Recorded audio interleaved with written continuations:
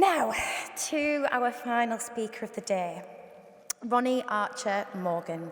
Ronnie spent some of his childhood in care homes and some years with his unwell schizophrenic mother. He achieved the qualifications at school and managed to change his life. His first job was as a technician at Imperial College, and now he is a presenter and host on BBC's Antiques Roadshow.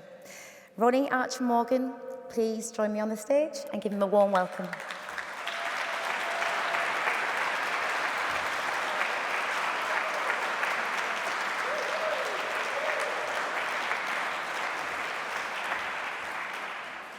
Good afternoon. I've been asked to talk here, and I'm flattered to be asked, actually. I'm here to talk positively about my lived experience growing up in the British care system. To do that in 10 minutes is almost impossible, so I wrote it, and I've timed it. So, as all of us here know, we're at present living in very strange times where the privileged and wealthy are favoured, supported and prioritised, and the disadvantaged are marginalised. Far too many of our children coming through the care system end up living on the streets, and as we know, a lot of them are in prison. As a child, I spent over 10 years in the UK's care system, and my lived experience was an extremely positive one, for which I'm eternally grateful. That positive experience allows me to know firsthand what is required to be done to help reform a childcare system that is desperately failing our disadvantaged children. And in part, my life's positive experience with a couple of stories and anecdotes. I see our childcare system as what should be a national family affair. It's obvious why. In any good, functional, loving family which has a child disadvantaged with special needs in it, that child is fully supported by their family and given extra care, love and attention by each family member. That child is not stigmatised, but instead is given special priority. Our government, their departments, politicians, local authorities and childcare services and organisations represent those loving, caring family members, as we all present do. I'm preaching to the converted here, but I'll carry on. I make the analogy because I spent 4 years of my time in care sharing a large Victorian house with 18 other children and 3 or 4 staff. Of those 18 children, 1 or 2 were awkward, of demeanour, shy or withdrawn, but 2 had obvious special needs. Little 5-year-old Peter and 15-year-old David. We all had our own individual issues and were a fairly unruly bunch, actually, but we all constantly watched out for little Peter and David and metaphorically put our arms around both of them. Not one of us would tolerate anyone bullying, taking advantage, or abusing either of them. And the staff on their days off regularly took them out for the day. Peter and David were given as much care, protection, attention and love as was possible. They may have had special needs, but were made to feel as valued as was possible, as valued as a special needs child in a normal, loving home. Another story to illustrate how our society should be is as follows. As an adult in my late 20s and into my 30s, I greatly relied on the skills of talented restorers to repair and restore the antiques I traded in. As you all know, that I'm on the Antiques Roadshow. For more than a decade, from the late 70s into the 80s, I had my watch cases restored by a father and son team who operated out of a tiny workshop not far from here, in a workshop complex then known as the Clerkenwell Workshops, which is in Clerkenwell. Their names were Roy Foster and his son Stephen. Stephen had muscular dystrophy, a rare and incurable neuromuscular disease that causes progressive weakness and a breakdown of skeletal muscle over time. When chronic, it's a progressive death sentence. Stephen's condition was chronic.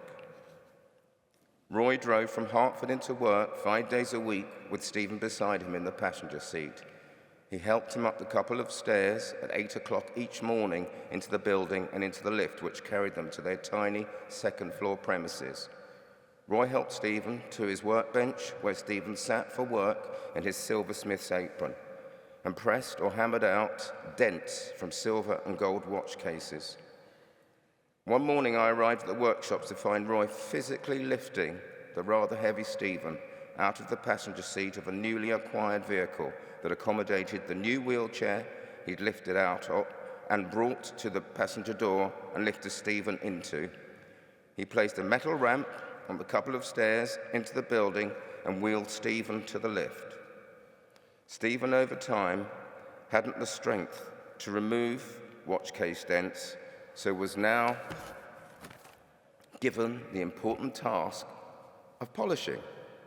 Over time, dear brave Stephen could barely dust specks of rouge off the watch cases that Roy had finished and polished. Seeing them every week for a decade or more, not once, not ever, did I hear either of them moan or complain. I was always, and I mean always, greeted with the warmest smile from both of them. The last time I saw Stephen, he could barely sit upright in his wheelchair. The next week, when I took some work for them, Roy was alone in the workshop. He looked shattered and alone and lost in the world. He told me that dear, brave Stephen had finally passed away. I tell this story as an exemplary example of how we should care for our disadvantaged children. The amazing Roy Foster dedicated his life to make his brave, brave son feel loved, cared for, and valued, which is exactly what our care system should be doing for all our disadvantaged children. We can do it. We're good people. My lived experience is that every step of the way along my whole journey as a child in the UK system, the Roys of this world carried and supported me, gave me purpose and a sense of self-worth. They equipped me with the confidence and self-belief to take head-on the tough challenges that life and the world hurls at all of us.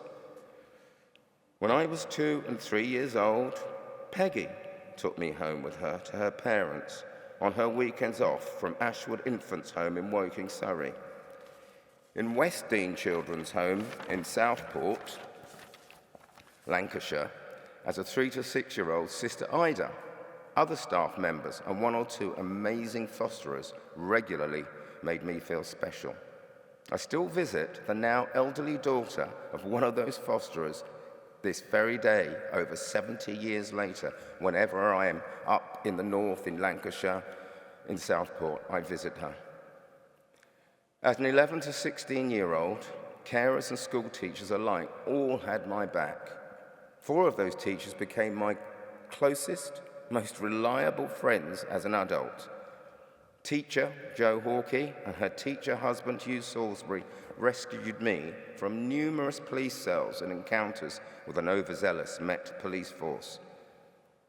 At least once a month, I have a long phone call with a carer from the home I was in from the age of 12 to 16 that I described. She's elderly now, but it was the home where we all took care of little Peter and David, who had special needs. And I still talk to her to this day. I phone her about once every 3 weeks.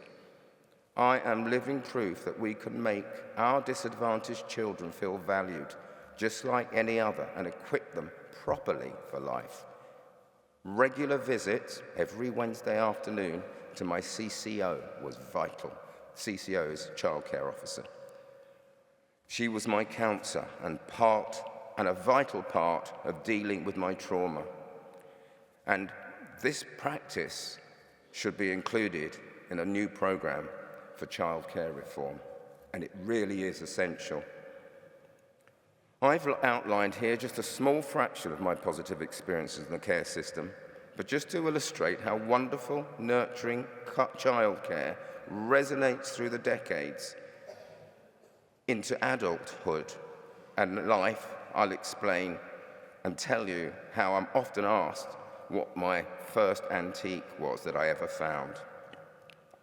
As a 4-year-old, out for the day with a lovely foster family called the Phillips, My career as an antique specialist was heralded at 4 years old. Myself and all the family are walking on the wet sand flats on the beach at Southport where the tide goes out for miles, as it was on this occasion. My sharp little eyes saw an unusual lump in the flat, wet sand in the distance. I raced up to it and excitedly dug out an old, soggy, antique clog. A Dutch boy's clog, I thought. I scraped and brushed the caked wet sand off. It had a bit of a crack in it. It was in a bit of a sad, sorry state, but it was so enigmatic and exciting. And I knew it would dry out, clean up, and look almost as marvelous as when it was new. I carried it back to my fosterer's house with excitement and glee. I'd found treasure, my very first antique. Magic could happen if you were very, very good. All the many decades since then, I've so often wondered what happened to that magical Dutch antique clog that my sharp eyes had discovered, half buried on the beach in Southport in 1954. How had it got there? All the way from another country, far, far away. Where is it now? Moving on. About 2.5 years ago, I was doing a book signing in Dorchester. The queue to my signing table snaked out of the hall. I was engrossed in signing and writing scores of names and dedications in scores of books for all I was worth. The next person at the table, clutching a book to be signed, spoke. She said, "You don't know me, but my grandfather from Southport fostered you when you were a small boy. Whenever I visited him as a little girl, I always admired a magical antique wooden clog he proudly kept in his hall. I always told the story of how a little boy, I'm so emotional. He always told the story of how a little boy the family had fostered in the 1950s had found the clog half buried on the beach in the wet sand when the tide had gone out for miles. When my grandfather died some years ago now, he left the clog to me in his will, and I've had it in my bathroom ever since." She then said, "I now know some of your story, and after all, you found the clog, and I'd love you to have it back." She reached into her bag and pulled out the antique clog that I'd found half buried in the wet sand nearly 70 years before and handed it to me. And I now have it in my bathroom.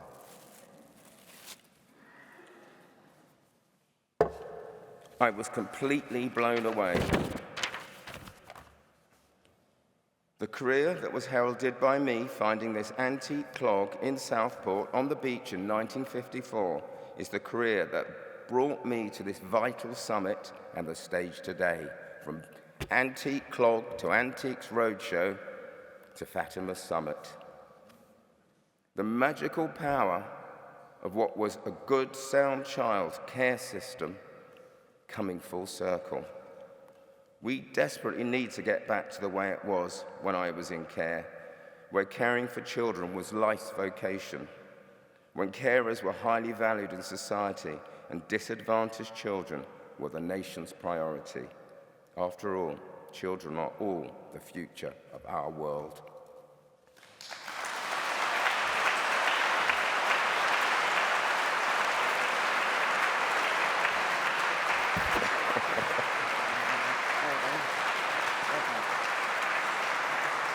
Ronnie, let's have a look at